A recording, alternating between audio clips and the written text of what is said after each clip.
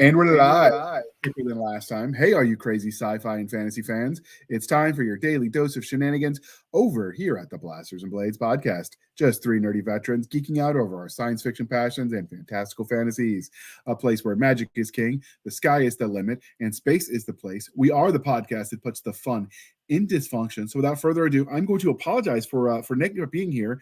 This is being recorded in the early August, and as many of you know, they're testifying about aliens on Capitol Hill, and apparently some probing happened, some abduction happened, and now Nick has got to go testify about his experiences at Capitol Hill. It's a PTSD thing. We don't talk about it, but so you didn't hear it from me, people. With that being said, we're going to let our guest, Miss Janet Racciato. I probably should have asked you how to pronounce that last name. But can you tell us introduce yourself to the listeners and viewers? Hi, my name's Janet Racciato. Nice to meet you. All right. So I was not even anywhere close to that one. So, don't feel bad. My students have a hard time with it too. Outstanding. Can you introduce yourself? Tell us a little bit about yourself. Right. I have a background in special education. I was a center director for a site that took care of medically fragile children. And I had some other students that were high school age. Okay. And the rest of the introduction, dear listeners, how we found them. So I actually was introduced to her through a friend of the show and an author we've actually interviewed, Mr. Edward Hansel. I understand you are friends with his daughter. Yeah.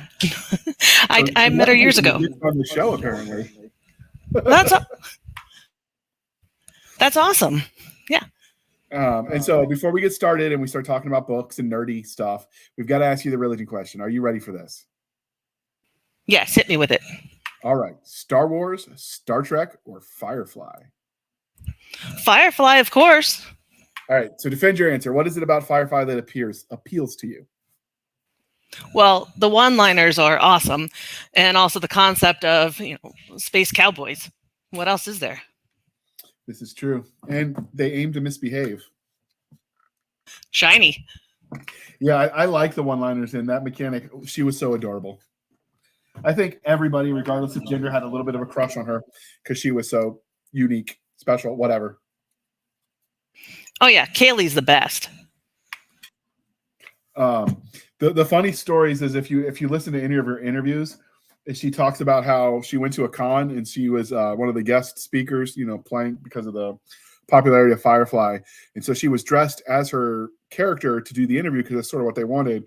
And someone in the elevator thought she was just a cosplayer and was complimenting her on how true to life she looked to the character. And she just smiled and went with it and never told them they actually were in the elevator with the actress. Oh, that's hilarious. That would be me. I would be the one who did something so cringe. I would be the guy. Although if it was me, I'd want them to tell me so I could, tell other people. Well, yeah, what I would do is when I'm at cons, I'll see a cosplay go by, and for most of the time I'm like, if I recognize it, I'm like, oh, cool cosplay. But man, I've been burned. There was a couple times somebody went past and I'm like, oh, cool cosplay, and they're like, this is the way I normally dress. So yeah, I wouldn't have said anything to Kaylee just because I would be worried I was wrong. I mean, as far as mess ups go, that's the least embarrassing of all of them because there are a whole bunch of other ones you could say that could be more offensive accidentally. Well, true, but still, it's like, oh, oops. Well, then your retort would be something to the fact, well, then you have most excellent style and just rock it out. Oh, that's a good idea. I should try that. So because we are polytheistic here on the Blasters and Blades podcast, Game of Thrones, Wheel of Time, or The Lord of the Rings? The classic Lord of the Rings. For a while, we took it out because it didn't seem fair to compare everyone else, but listeners wanted that back, so we went with it. Did you ever watch the Lord of the Rings movies? Yes. Did you like the original Hobbit cartoon? I don't know if you are old enough to have seen that. The came out in the late 70s, I think. Oh yeah, I saw that. I won't say that I saw it in the 70s, but I'd be lying if I did. The graphics kind of have the same vibe as The Last Unicorn as far as the style. I don't know if that was because of limitations of the technology at the time or just an artistic choice, but it was definitely a good interpretation. Did you watch the movies that they made? I think it was in the 90s. No, I haven't seen those. Yeah, the Lord of the Rings, they made the movies. They're pretty good. They kind of ruined the expectation, because then when you ended up with the Rings of Power that HBO is doing, and you see what, like, just the armor and the way they filmed everything, and you compare the two, it's like, how did we go downhill as technology got better and things got cheaper? Yeah, I haven't seen the Rings of Power either. You're not missing much. I mean, if you take it as a standalone property, it's not so bad. It's just a generic sci-fi or fantasy. I didn't mind, and I don't mind campy movies. When it comes to the true to form to the Lord of the Rings, it didn't feel like it. It actually felt more like Dragon Age Origins universe to me, down to how they describe the elves with like making jokes about their pointy ears and whatnot, which are some of the one-liners you get from NPCs if you play an elf in the RPG. So as a standalone, it wasn't bad. As a Lord of the Rings property, it's like, did you even read the source material? Yeah, I thought I would just be too disappointed, so I didn't even go there.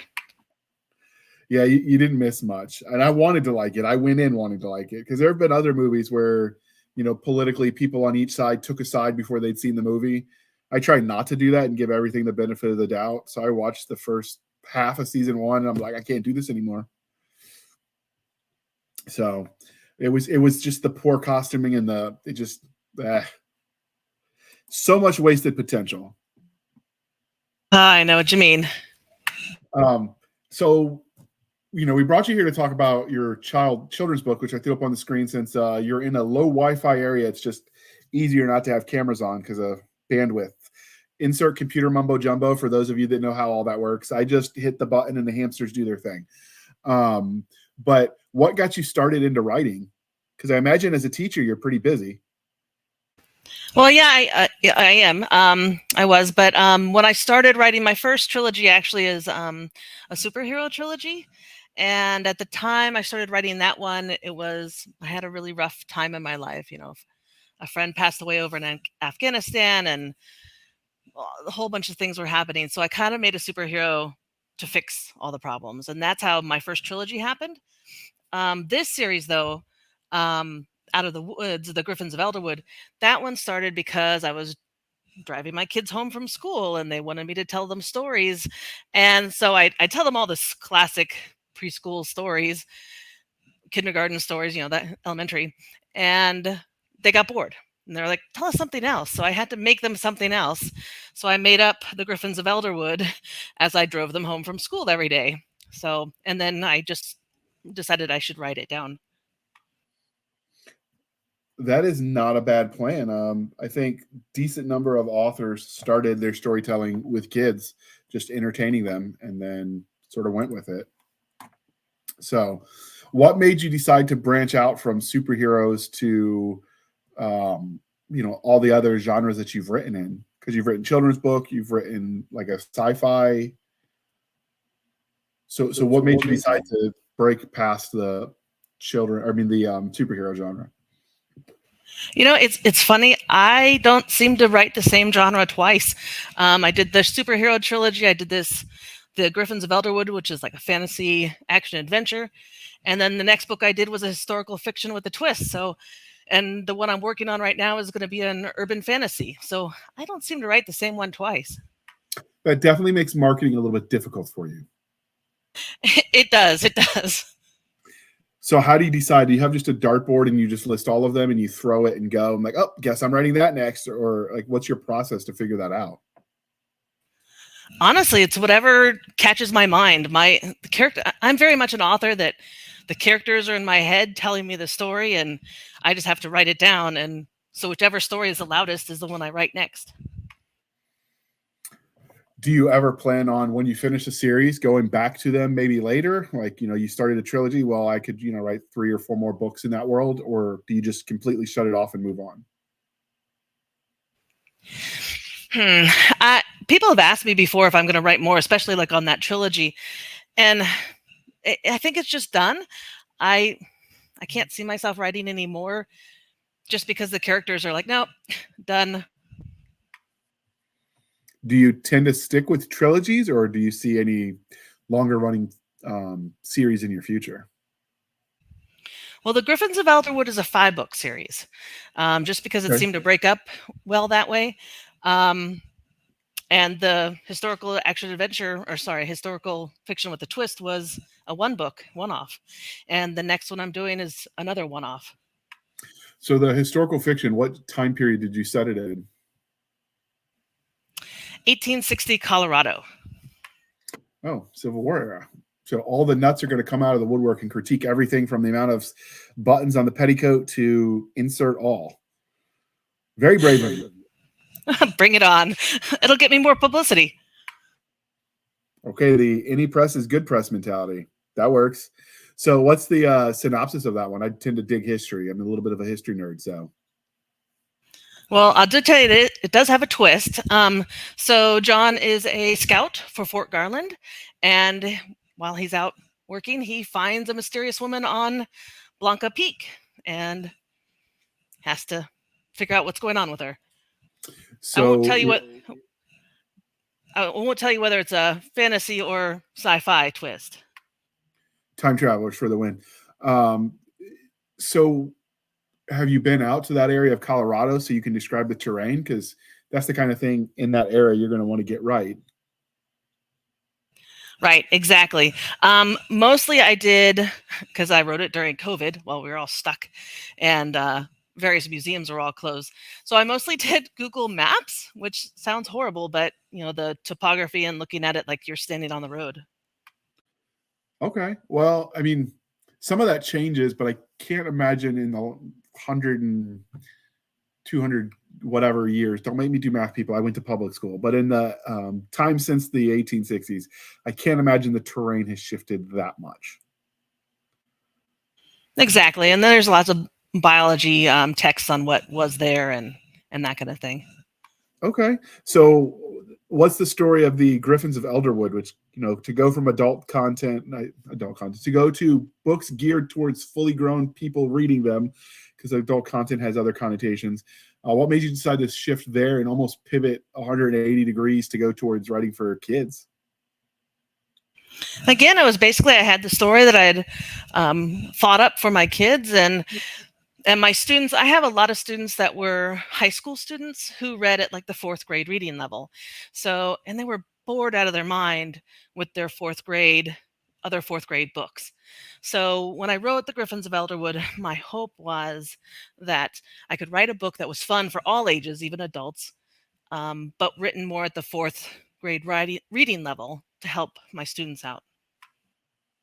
Okay. So is this book available wide, or is it just on Amazon? Just on Amazon right now. I will try to get an audiobook, but that's where I'm at right now, and Kindle. Okay. So is this a book that has images on the inside like some children's books and young children's books do, or is it just a chapter book? It's a chapter book. Funny story, actually. I had an artist arranged when I first wrote this book, and he did have like one picture a chapter to help the kids with the vocabulary, but that artist dropped out after the first 2 books. And my new artist, I couldn't afford to have him do more pictures, so I just scrubbed all the inside pictures. Okay. So what can you tell us, since we do have people that are listening in our audience that are listening with their kids. First, let's start off with, what would your elevator pitch be for this series? Like 30-second elevator pitch. All right, 30-second elevator pitch. Zaya and Kiara are living in a town that's besieged by wyvern attacks. They have found a couple of griffin eggs, and they raise the griffins, and the 4 of them start defending their town against the wyvern attacks. Okay. So why did you decide on wyverns, and what can you tell if people don't know what that is, if they're not well versed in fantasy lore? Because we've got some hardcore sci-fi types. What can you tell us about the wyvern, and why did you pick that as the antagonist?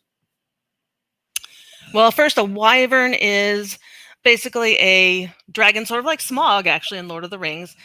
2 back legs and 2 wings, no front legs. So that's the definition of a wyvern versus a dragon. In my book, the wyverns are about the size of a large wolf. Okay. Um, I don't know why I had them as the protagonist. They weren't as cuddly and warm as griffins. I've never heard griffins described as cuddly and warm, but I'll go with that. Do they breathe fire? No, the wyverns don't breathe fire. I'm assuming you meant the wyverns. Yes, I'm sorry. So I'm assuming the danger then comes with the claws and the beak. Yep, claws and beak, and their bite is slightly toxic because they, eat carrion and that kind of stuff, kind of like Komodo dragons. Okay. So if they're only the size of a wolf, how is that besieging? I mean, are they just hundreds of them? I'm just trying to picture, a few arrows could keep them at bay, I'd imagine. Right. The attacks have been slowly getting worse and worse over the years. They're starting to attack livestock and that kind of thing. So the town is starting to not exactly starve, but it's not fun. But in the first episode and in the first book, there are flocks of wyverns that they call scourges that are hundreds of wyverns. So they start attacking like grain silos and those kind of things. Have you seen the movie Birds, the black and white Hitchcock movie? Exactly, like that. I was just wondering if that was an inspiration for what you were describing, because it feels like it.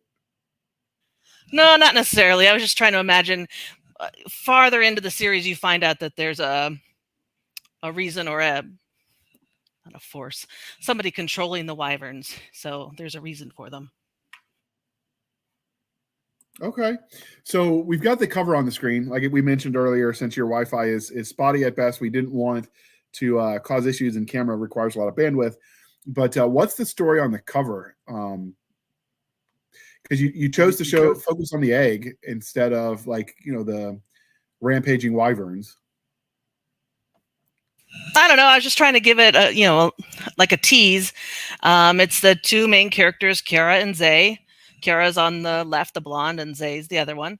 And it's their eggs hatching. It's their new friends, Solandra and Cirrus, hatching. It definitely sets the vibe that this is a young kid's book, just by the art choice. Are the rest of the books in the series of a similar style? The covers? Yeah, definitely similar style. Some other ones, the last book has more of an action. Zay is wrestling with the bad guy. I don't want to ruin the storyline. Absolutely. So my experience, for instance, with some kids' books is that the series grows with the age of the reader. So like Harry Potter was famous, it got darker and longer as the series went on because the audience was getting older as they read it. Did you do that with this one, or were you pretty consistent on the target demographic for each successive book? Pretty consistent. The characters age up a couple years, but it's the same idea. Same writing style, that sort of thing? Exactly. Same writing style, same level of violence and that kind of thing. Okay. So what can we expect as far as like the terrain? We'll start there. I mean, is it, standard European wooded area? Is it in the mountains? Like, where is this setting for this novel? Well, the Elderwood is a large old wood forest, sort of like the Black Forest in Europe. Okay. That runs along the border of the Kingdom of Lycedium. There are mountains between the Elderwood and the capital, but mostly it takes place in a heavily forested area. A lot of the Grimm's fairy tales take place in the Black Forest too. So maybe that's something about woods that drives the darkness. I don't know, but I like trees. So this is entirely fictional world. Did you get to explore a lot of the terrain and the surrounding area, or do you stick pretty close to the main town? The kids go explore. They end up going to another town to help them against the scourge, and they travel to the capital, and they eventually travel to the neighboring kingdom, which is the source of where the wyverns are coming from. Okay. Is there magic? I'm assuming it's medieval based on the imagery and what you've described, but is there magic as well? It is a medieval. They use pole arms and swords and bows and arrows. Um, the only magic in the book is how the wyverns are being controlled. So there is, if it's there in the story, that means there's also the possibility for more later. Are you pretty confident that it's done at 5, or could you see yourself going back? I'm pretty confident it's done at 5. I pretty much wrap everything up and answer all the questions that were in the book. Okay. Now, are the main characters related, or are they just friends? Childhood friends that have grown up together. Okay. So, is there going to be any other mediums besides the written word that you tell these stories? Like, I could see this working as a graphic novel for kids. I would love it in a graphic novel form. I've shopped it out to a couple places, but haven't found anybody that wants it. And I can't do artwork to save my life. I wouldn't even like. I made it past stick figures barely. I'm sure there are kindergartners that can make better art than me, so I feel you on that one. Um, so, what is the length roughly of each of these books? Each book is between 10,000 and 15,000 words. Is that, or do you want page length? Page length roughly, because I think readers, and that's our audience, tend to relate that better to page length.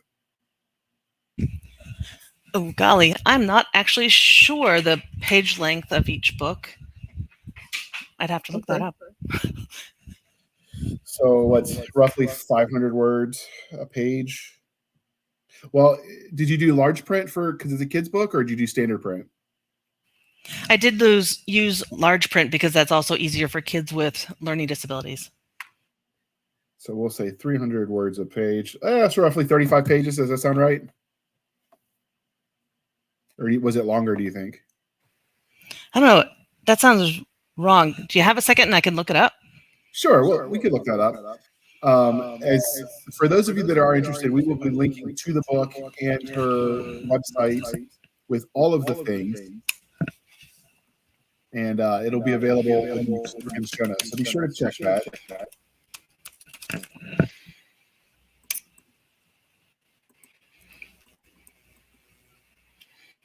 All right, there we go. While she's looking that up, also shamelessly feel for the woman this time.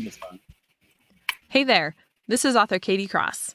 I'm coming at you with an offer for a best-selling it's about 110 fantasy pages? audiobook titled Flame, and it's totally for free.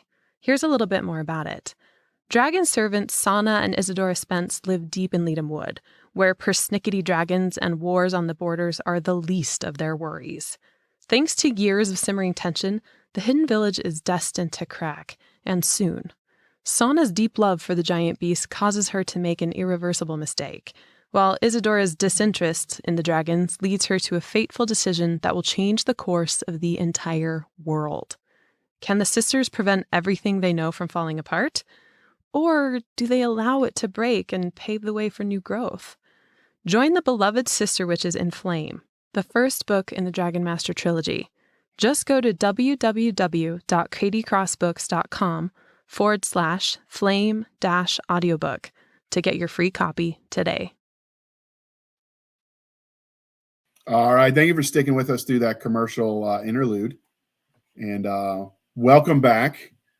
So now that we've got you had time to look that up while we let our lovely sponsor, the Miss Katie Cross, entertain us with her commercial. How many pages did you say it was when you looked it up? They're each about 110 pages. Okay.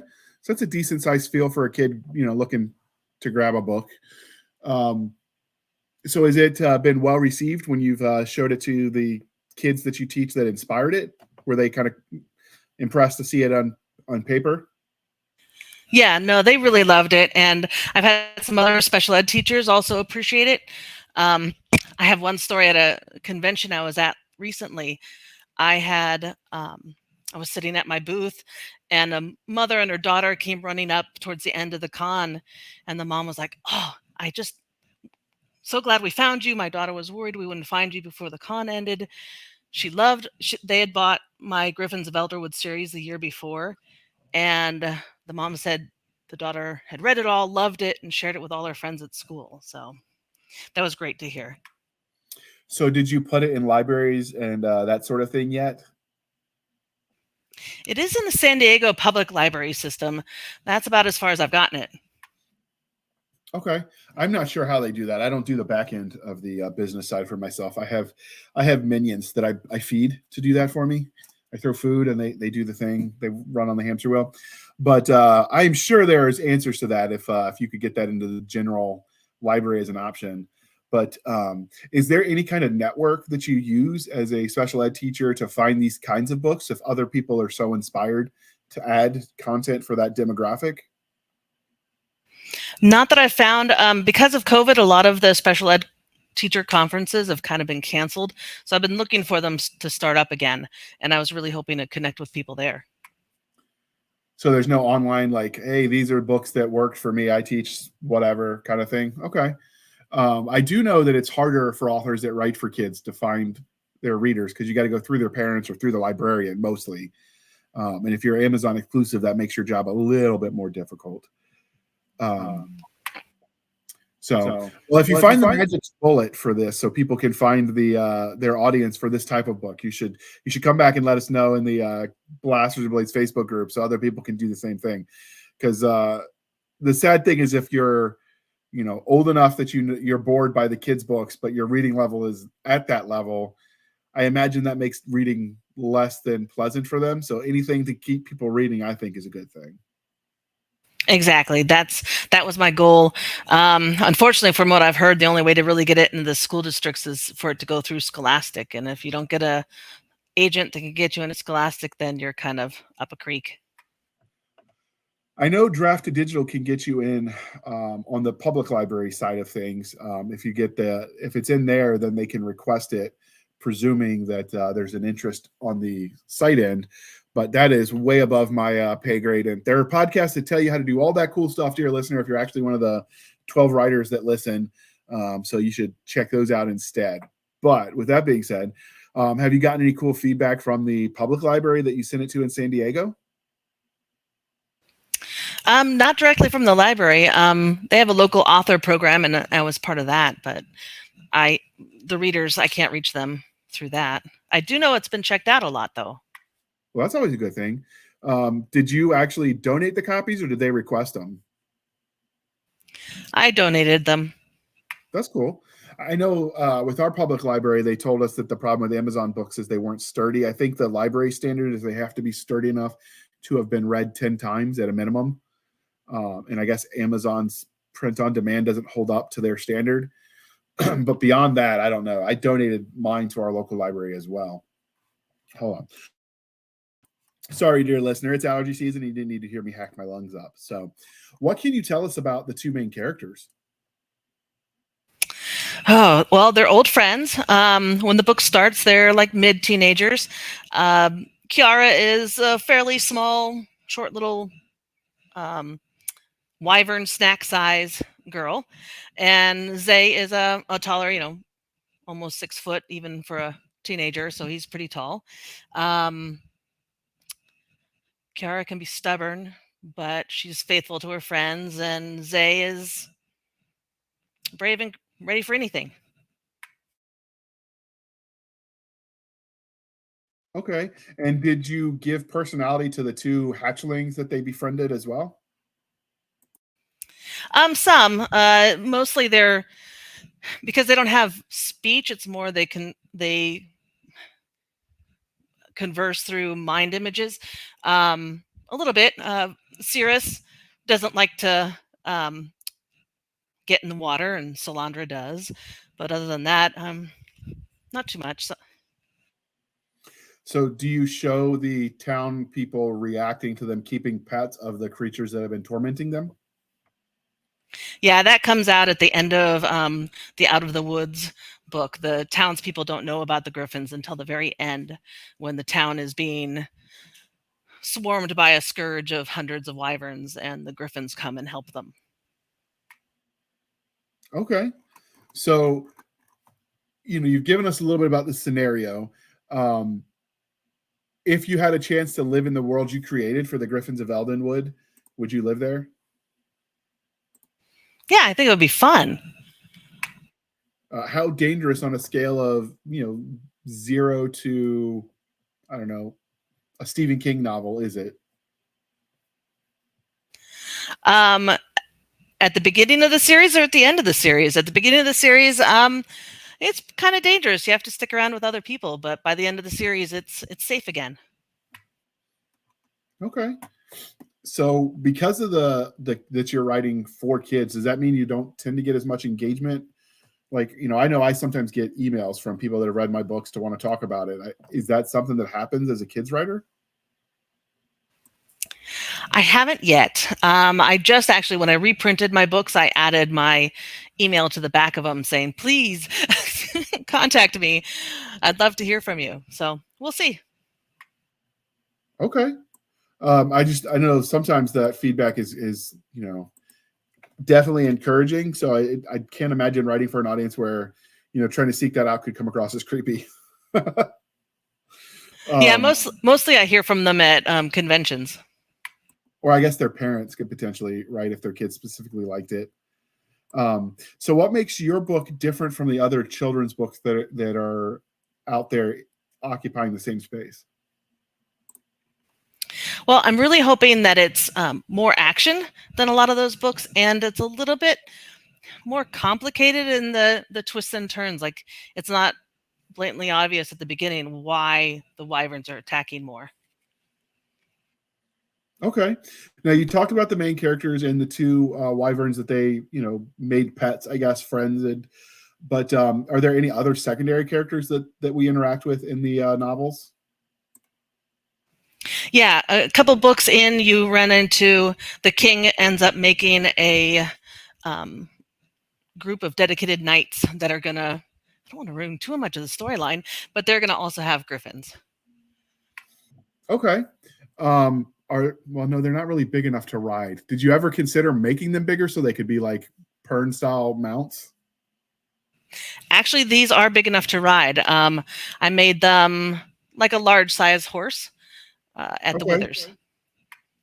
Okay. So can you imagine having to make a saddle for that thing? All right.